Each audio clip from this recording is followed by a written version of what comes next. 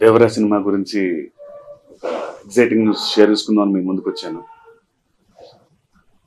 Devara cinema కథ రాసుకున్నప్పుడు తర్వాత ఎన్టీఆర్ గారికి మిగిలిన టీంకి నెరేట్ చేసినప్పుడు అందరం ఒక తెలియని ఎగ్జైట్మెంట్ హై ఫీల్ అయ్యాం. Beat because of it's new world, very big canvas and too many strong characters in the film.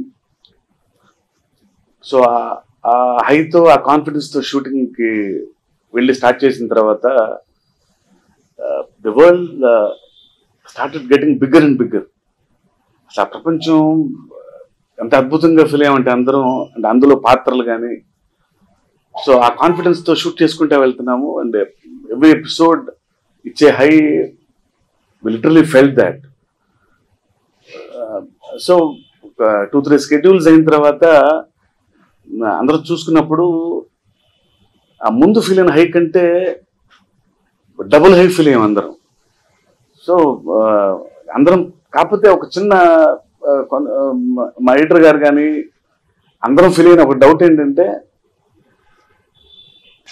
ఒక సీన్ కూడా తీసేయలేము రేపొద్దున లెంగ్త్ కోసం అని, ఒక డైలాగ్ కూడా తీయలేము అని అందరం ఫీల్ అయ్యి ఏదో ఆదరాబాదరాగా ఒక పార్ట్లో ఈ కథను ముగించేద్దాం అనుకోవటం చాలా తప్పు అనిపించి, నో ఇంత బిగ్ క్యాన్వాస్ని, ఇంత స్ట్రాంగ్ క్యారెక్టర్స్ని, వాళ్ళ ఎమోషన్స్ని, వాళ్ళ డ్రామాని ఎస్టాబ్లిష్ చేయాలంటే సరైన టైం తీసుకోవాలి అని దీన్ని 2 భాగాలుగా చెప్పటం కరెక్ట్ అని అనిపించి ఒక డెసిషన్ తీసుకొని అందరం, లేదు ఎవ్రీ క్యారెక్టర్ ఇన్ డీటెయిల్ డెప్త్లో చెప్పాలి అని దీన్ని, no at any cost Devara should be done in 2 parts అని ఫీల్ అయ్యి మొన్న ఒక డెసిషన్ తీసుకున్నాం.